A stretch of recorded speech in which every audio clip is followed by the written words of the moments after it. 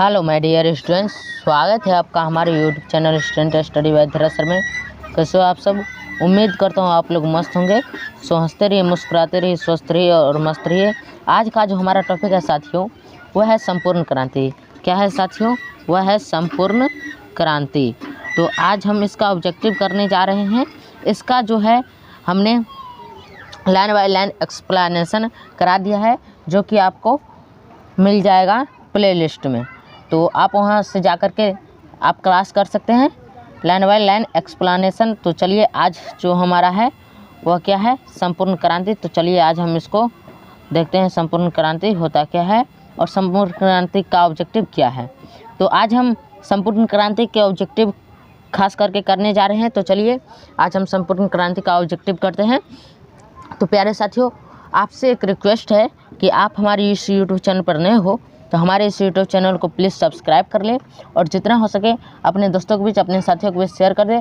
और आपको इस प्रकार की वीडियो लगभग प्रतिदिन मिलते रहेगी। तो चलिए हम स्टार्ट करते हैं अपने सेशन को।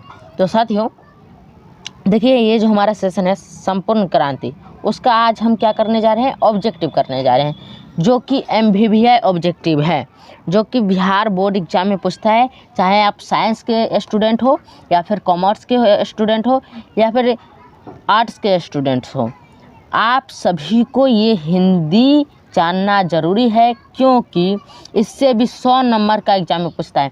कई साथियों ये कहते हैं कि क्या पढ़ें हिंदी में, हिंदी ही तो है, पास कर जाएंगे। लेकिन अगर आपको 90+ नंबर लाना है, कितना? अगर आपको 90+ नंबर लाना है, 90+, तो आपको ये सेशन करना ही पड़ेगा। तो चलिए अब हम आप लोगों के साथ हैं। तो चलिए अब आपको कोई दिक्कत नहीं होनी चाहिए। तो चलिए हम स्टार्ट करते हैं। देखिए फर्स्ट हमारा क्या है? फर्स्ट है कि जयप्रकाश नारायण का जन्म कब हुआ था? जयप्रकाश नारायण जी का जन्म कब हुआ था? तो इसका आंसर जो हो जाएगा मेरे प्यारे साथियों, इसका आंसर हो जाएगा 11 अक्टूबर 1902 ईस्वी को। कितना ईस्वी को? 11 अक्टूबर 1902 ईस्वी को। कितना ईस्वी को प्यारे साथियों? 11 अक्टूबर 1902 ईस्वी को। अब चलिए हम ऊपर चलते हैं, स्लाइड को ऊपर लेते हुए। देखिए दूसरा क्वेश्चन जो हमारा कह रहा है, वो कह रहा है कि जयप्रकाश नारायण की पत्नी का क्या नाम था? जयप्रकाश नारायण जी की पत्नी का क्या नाम था? तो जयप्रकाश नारायण जी की पत्नी का नाम था प्रभावती देवी। क्या नाम था? प्रभावती देवी। याद रहेगा आप लोगों को, क्या नाम था जयप्रकाश नारायण जी की पत्नी का? प्रभावती देवी। तो चलिए अब हम चलते हैं 3 नंबर क्वेश्चन पर। देखते हैं 3 नंबर क्वेश्चन क्या कह रहा है। 3 नंबर क्वेश्चन कह रहा है कि रिकंस्ट्रक्शन ऑफ इंडियन पॉलिटी किसकी रचना है? रिकंस्ट्रक्शन ऑफ इंडियन पॉलिसी किसकी रचना है? तो प्यारे साथियों, ये जो रचना है जयप्रकाश नारायण जी की रचना है। किनकी रचना है ये? तो ये रचना है जयप्रकाश नारायण जी का। याद रहेगा आप लोगों को, ये रचना किसकी है? जयप्रकाश नारायण जी की। अब चलिए हम चलते हैं 4 नंबर क्वेश्चन पर। देखिए 4 नंबर क्वेश्चन क्या कह रहा है? 4 नंबर क्वेश्चन कह रहा है कि प्रजा सोशलिस्ट पार्टी का गठन कब हुआ था? प्रजा सोशलिस्ट पार्टी का गठन कब हुआ था? तो प्यारे साथियों, इस प्रजा सोशलिस्ट पार्टी का गठन जो हुआ था वो देख लीजिए। ये इस प्रजा सोशलिस्ट पार्टी का गठन 1952 ईस्वी में हुआ था। कब हुआ था मेरे प्यारे साथियों? 1952 ईस्वी में। इस प्रजा सोशलिस्ट पार्टी का गठन कब हुआ था मेरे प्यारे साथियों? 1952 ईस्वी में। देखिए हम कितना रिपीट कर करके बताते हैं, इसलिए आप लोगों को कहते हैं आप ये सेशन ज्वाइन कीजिए, इस चैनल को सब्सक्राइब कीजिए, आपको इस तरह के वीडियो हमेशा मिलते रहेंगे। अब चलिए हम चलते हैं क्वेश्चन नंबर 5 पर। देखते हैं क्वेश्चन नंबर 5 क्या कह रहा है। तो क्वेश्चन नंबर 5 कह रहा है, सो देखिए जयप्रकाश नारायण को भारत रत्न की उपाधि कब मिली थी? क्या आप लोगों को मालूम है जयप्रकाश नारायण जी को भारत रत्न की उपाधि कब मिली थी? देख लीजिए, ध्यान से क्वेश्चन देख लीजिए। क्वेश्चन कह रहा है कि जयप्रकाश नारायण को भारत रत्न की उपाधि कब मिली थी? जयप्रकाश नारायण को भारत रत्न की उपाधि कब दी गई थी? तो ध्यान से देख लीजिए इस क्वेश्चन को। अगर आपको इस क्वेश्चन का आंसर मालूम है तो आप अच्छे से स्टडी कर रहे हैं, अगर नहीं मालूम है तो हम आप लोगों को बता देते हैं इसका आंसर क्या होगा। तो देखिए साथियों, इसका आंसर होगा 1998 ईस्वी में। कब? 1998 ईस्वी में जयप्रकाश नारायण जी को भारत रत्न की उपाधि 1998 ईस्वी में दी गई थी। कब? 1998 ईस्वी में। तो चलिए अब हम क्वेश्चन नंबर 6 पर चलते हैं। क्वेश्चन नंबर 6 क्या कर रहा है उसको देखते हैं। देखिए प्यारे साथियों, क्वेश्चन नंबर 6 कह रहा है कि उर्वशी किसकी रचना है? उर्वशी किसकी रचना है? तो प्यारे साथियों, आप लोगों को मालूम ही होगा कि उर्वशी जो रचना है वह किसकी है? तो उर्वशी जो रचना है वो रामधारी सिंह दिनकर जी की रचना है। किनकी रचना है? रामधारी सिंह दिनकर जी की, जो कि हमारे बेगूसराय जिला में सिमरिया गांव में जन्म लिए थे। किनकी रचना है? रामधारी सिंह दिनकर जी की। अब चलिए हम चलते हैं क्वेश्चन नंबर 7 पर। देखिए क्वेश्चन नंबर 7 क्या कह रहा है कि माटी की मूर्ति किसकी रचना है? माटी की मूर्ति जो रचना है वह किसकी है? माटी की मूर्ति रचना किसकी है?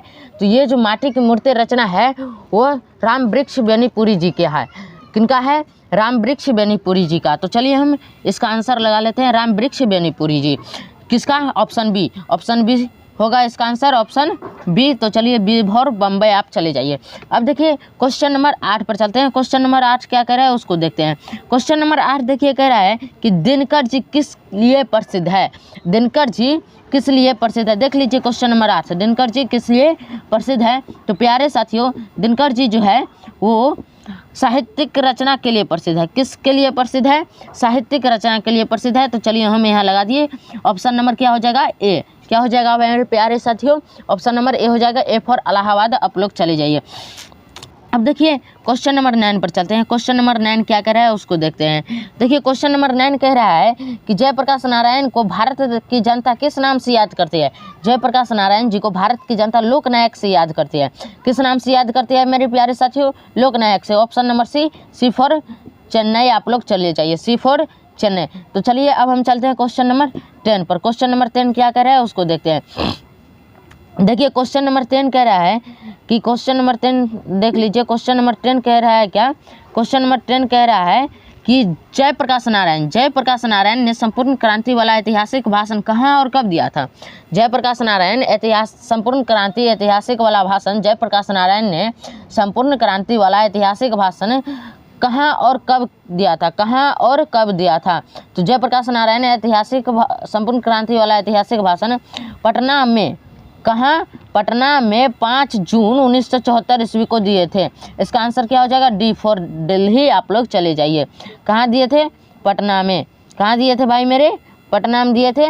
इसका मतलब आप लोग डी फॉर दिल्ली चले जाइए। अब देखिए क्वेश्चन नंबर हम ये कौन सा क्वेश्चन था? 3। अब चलिए क्वेश्चन नंबर 11 पर चलते हैं। क्वेश्चन नंबर 11 क्या कहता है? देखिए क्वेश्चन नंबर 11 में है कि जयप्रकाश नारायण के बचपन का क्या नाम था? जयप्रकाश नारायण के बचपन का क्या नाम था? तो जयप्रकाश नारायण जी के बचपन का नाम बाउल था। क्या नाम था मेरे प्यारे साथियों? जयप्रकाश नारायण जी के बचपन का नाम बाउल था। सी फॉर चेन्नई। आप लोग चले जाइए, सी फॉर चेन्नई। जयप्रकाश नारायण जी के बचपन का क्या नाम था? बाउल था। अब चलिए क्वेश्चन नंबर 12 पर चलते हैं। 12 नंबर क्वेश्चन क्या कह रहा है वो उसको देखते हैं। 12 नंबर क्वेश्चन कह रहा है कि जयप्रकाश नारायण ने किस साल छात्र आंदोलन का नेतृत्व किया था? जयप्रकाश नारायण ने किस साल छात्र आंदोलन का नेतृत्व किया था? तो 1974 ईस्वी में। किस साल? तो 1974 ईस्वी में। प्यारे साथियों, उम्मीद करता हूँ आप लोगों को ये सब बात याद रहनी चाहिए। तो ये कब दिए थे? ये कब छात्र आंदोलन का नेतृत्व किए थे? तो 1974 ईस्वी में। सी फॉर चेन्नई। आप लोग चले जाइए। अब देखिए क्वेश्चन नंबर हम 13 पर चलते हैं। क्वेश्चन नंबर 13 क्या कह रहा है उसको देखते हैं। क्वेश्चन नंबर 13 कह रहा है कि जयप्रकाश नारायण जी के पिताजी का क्या नाम था? जयप्रकाश नारायण जी के पिताजी का क्या नाम था? तो उस प्यारे साथियों, जयप्रकाश नारायण जी के पिताजी का नाम क्या था? हर्षदयाल। क्या नाम था प्यारे साथियों? Harshdayal. B for Bombay. B for Bombay. तो चलिए अब हम चलते हैं क्वेश्चन नंबर 14 पर। देखते हैं क्वेश्चन नंबर 14 क्या कह रहा है। तो क्वेश्चन नंबर 14 में देखिए कह रहा है कि दल विहीन लोकतंत्र किसके मूल उद्देश्यों? दल विहीन लोकतंत्र किसके मूल उद्देश्यों में है? दल विहीन लोकतंत्र किसके मूल उद्देश्यों में है? तो ये मार्क्सवाद तथा लेनिनवाद के मूल उद्देश्यों में है। किसके मूल उद्देश्यों में है? तो मार्क्सवाद तथा लेनिनवाद के मुख्य उद्देश्यों में है, मूल उद्देश्यों में है। क्या? दल विहीन लोकतंत्र। क्या है भाई मेरे? दल विहीन लोकतंत्र। B for Bombay. चलिए अब चलिए क्वेश्चन नंबर 15 पर चलते हैं। क्वेश्चन नंबर 15 क्या कह रहा है उसको देखते हैं। तो प्यारे साथियों देखिए क्वेश्चन नंबर 15 कह रहा है कि जयप्रकाश नारायण का जन्म कहाँ हुआ था? मेरे जयप्रकाश नारायण जी का जन्म कहाँ हुआ था?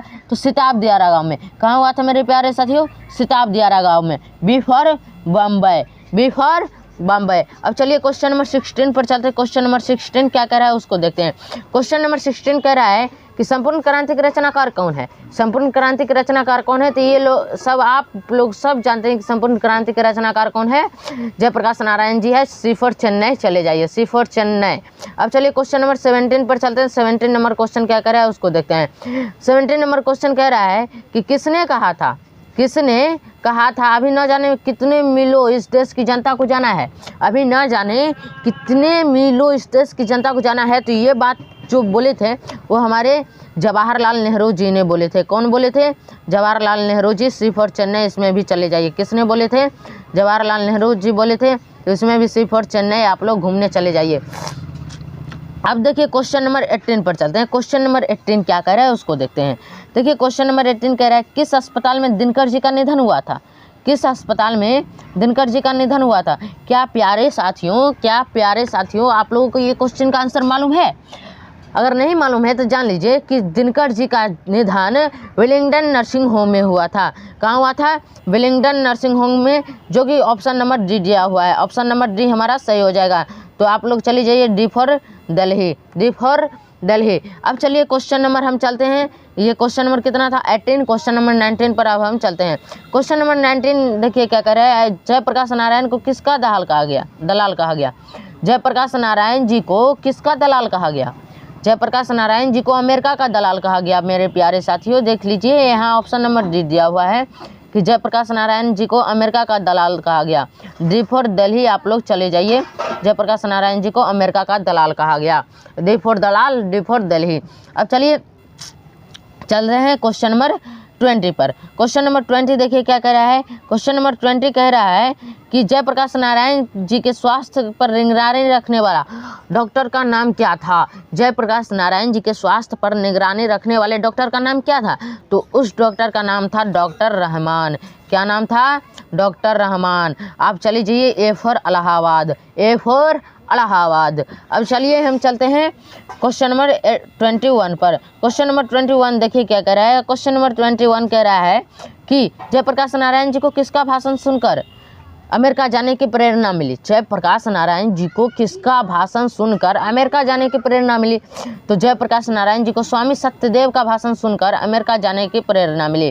किसका? तो स्वामी सत्यदेव का। बी फॉर बॉम्बे आप लोग चले जाइए। किसका भाषण सुनकर जयप्रकाश नारायण जी को अमेरिका जाने की प्रेरणा मिली? तो स्वामी सत्यदेव। किसका? स्वामी सत्यदेव। याद हो गया होगा आप लोगों को। अब चलिए क्वेश्चन नंबर 22 पर चलते हैं। 22 नंबर क्वेश्चन कह रहा है कि फ्री प्रेस के मालिक कौन थे? फ्री प्रेस के मालिक कौन थे? तो फ्री प्रेस के मालिक थे स्वामी बोल रहे हैं सदानंद जी। फ्री प्रेस के मालिक कौन थे? सदानंद जी। कौन थे? सदानंद जी। तो चलिए यहाँ लगाते थे सी फॉर चेन्नई आप लोग चले जाइए। सी फॉर चेन्नई। फ्री प्रेस के मालिक कौन थे? सदानंद जी। फ्री प्रेस के मालिक कौन थे? सदानंद जी। याद हो गया आप लोगों को? फ्री प्रेस के मालिक कौन थे? सदानंद जी। अब चलिए क्वेश्चन नंबर 23 पर चलते हैं। 23 देखिए क्वेश्चन नंबर क्या कह रहा है कि ब्रेन ऑफ बॉम्बे किसे कहा जाता था? ब्रेन ऑफ बॉम्बे किसे कहा जाता था? तो ये जो ब्रेन ऑफ बॉम्बे कहा जाता था उमाशंकर दीक्षित जी को कहा जाता था। किसे कहा जाता था? उमाशंकर दीक्षित जी को कहा जाता है। ए फॉर इलाहाबाद आप लोग चले जाइए। अब चलिए क्वेश्चन नंबर 24 पर चलते हैं। क्वेश्चन नंबर 24 पर चलते हैं। देखिए क्वेश्चन नंबर 24 क्या कह रहा है। क्वेश्चन नंबर 24 कह रहा है कि जयप्रकाश नारायण ने आईएससी की परीक्षा कहाँ से पास की? जयप्रकाश नारायण ने आईएससी की परीक्षा कहाँ से पास की? तो पटना कॉलेज से, पटना साइंस कॉलेज से। कहाँ से पास की? पटना साइंस कॉलेज से। कहाँ से पास की मेरे प्यारे साथियों? पटना साइंस कॉलेज से। बी फॉर बॉम्बे आप लोग चले जाइए। B for Bombay. जयप्रकाश नारायण जी ने आईएससी की परीक्षा कहाँ से पास की? तो पटना साइंस कॉलेज से। कहाँ से पास की? पटना साइंस कॉलेज से। सॉरी बिहार विद्यापीठ से। देखिए क्वेश्चन नंबर 24 क्या कह रहा है। क्वेश्चन नंबर 24 कह रहा है कि जयप्रकाश नारायण ने आईएससी की परीक्षा कहाँ से पास की? जयप्रकाश नारायण ने आईएससी की परीक्षा कहाँ से पास की? तो बिहार विद्यापीठ से, जो कि हमारा ऑप्शन नंबर डी है। बिहार विद्यापीठ से, बिहार विद्यापीठ से। इसको जरा धीरे से कर लेते हैं। बिहार विद्यापीठ से। तो चलिए देखते हैं बिहार विद्यापीठ से कहाँ से पास किए थे? बिहार विद्यापीठ से। तो हमारा 24 नंबर क्वेश्चन का आंसर क्या हो जाएगा? डी, बिहार विद्यापीठ से। अब चलिए हम क्वेश्चन नंबर 25 पर चलते हैं। 25 नंबर क्वेश्चन क्या कह रहा है देखते हैं। देखिए 25 नंबर क्वेश्चन कह रहा है कि लेनिन की मृत्यु कब हुई थी? लेनिन की मृत्यु कब हुई थी? तो इनकी मृत्यु हो गई थी, देख लीजिए लेनिन की मृत्यु कब हुई थी? लेनिन जी की मृत्यु हो गई थी 1924 ईस्वी में। 1924 ईस्वी में। D for Delhi, D for Delhi चले जाइए, डी फॉर दिल्ली। 1924 ईस्वी में लेनिन की मृत्यु हो गई थी। अब चलिए क्वेश्चन नंबर 26 पर चलते हैं। क्वेश्चन नंबर 26 क्या कह रहा है देखते हैं। क्वेश्चन नंबर 26 कह रहा है जयप्रकाश जी मार्क्सवादी कब बने। VVI question, very important question है कि जयप्रकाश नारायण जी मार्क्सवादी कब बने। क्या आप लोगों को मालूम है, क्या आप लोगों को मालूम है कि जयप्रकाश नारायण जी मार्क्सवादी कब बने थे। जयप्रकाश नारायण जी मार्क्सवादी कब बने थे, क्या आप लोगों को मालूम है? नहीं ना, तो सुन लीजिए। जयप्रकाश नारायण जी 1924 में मार्क्सवादी बने थे, क्योंकि उसी टाइम लेनिन की मृत्यु हो गई थी। तो इसी कारण से जयप्रकाश नारायण जी 1924 ईस्वी में मार्क्सवादी बन गए थे। और उसी टाइम किसकी मृत्यु हुई थी? लेनिन की मृत्यु हो गई थी। तो प्यारे साथियों, उम्मीद करता हूँ आप लोगों को क्लास समझ में आ रहा होगा। अब चलिए क्वेश्चन नंबर 27 पर चलते हैं। क्वेश्चन नंबर 27 देखिए क्या कह रहा है कि फणेश्वर नाथ रेणु की पुस्तक है। फणेश्वर नाथ रेणु की पुस्तक है। क्या आप लोग बता सकते हैं कि फणेश्वर नाथ रेणु की पुस्तक क्या थी? कौन सी थी फणेश्वर नाथ रेणु की पुस्तक? क्या आप बता सकते हैं? अगर आपको मालूम है तो बताइए, अगर नहीं मालूम है तो जान लीजिए कि मैला आंचल उन्हीं की पुस्तक है। मैला आंचल किनकी पुस्तक है? फणेश्वर नाथ रेणु की पुस्तक है। डी फॉर दिल्ली आप लोग चले जाइए। अब चलिए क्वेश्चन नंबर हम 28 पर चलते हैं। क्वेश्चन नंबर 28 पर चलते हैं। क्वेश्चन नंबर 28 देखिए क्या कह रहा है कि 1974 में बिहार प्रदेश के मुख्यमंत्री कौन थे। 1974 ईस्वी में जब छात्र आंदोलन हुआ था, संपूर्ण क्रांति जब हुआ था, उस समय बिहार प्रदेश के मुख्यमंत्री कौन थे? तो उस समय हमारे बिहार प्रदेश के मुख्यमंत्री अब्दुल गफूर थे। कौन थे प्यारे साथियों? अब्दुल गफूर थे। बी फॉर बॉम्बे आप लोग चले जाइए, बी फॉर बॉम्बे। अब चलिए क्वेश्चन नंबर 29 पर चलते हैं, जो कि हमारा लास्ट क्वेश्चन है, जो कि हमारा लास्ट क्वेश्चन है। देखिए क्या कह रहा है कि किसे लोकनायक के नाम से जाना जाता है। किसे लोकनायक के नाम से जाना जाता है? तो जयप्रकाश नारायण जी को, हमारे प्यारे लेखक जयप्रकाश नारायण जी को लोकनायक के नाम से जाना जाता है। किस नाम से जाना जाता है प्यारे साथियों? लोकनायक के नाम से जाना जाता है, बी फॉर बॉम्बे। तो उम्मीद करता हूँ प्यारे साथियों आप लोगों को ये सेशन पसंद आई होगी। तो प्यारे साथियों, अगर आप हमारे इस यूट्यूब चैनल पर नए हो तो मैं आपसे रिक्वेस्ट करता हूँ कि आप हमारे इस यूट्यूब चैनल पर नए हो तो हमारे इस यूट्यूब चैनल को सब्सक्राइब कर लें, और जितना हो सके अपने दोस्तों के बीच, अपने साथियों के बीच इस वीडियो को शेयर करें। तो प्यारे साथियों, मिलते हैं फिर किसी नेक्स्ट वीडियो में। तब तक के लिए हंसते रहिए, मुस्कुराते रहिए, स्वस्थ रहिए और मस्त रहिए। तो प्यारे साथियों, मिलते हैं फिर किसी नेक्स्ट वीडियो में। तब तक के लिए जय हिंद,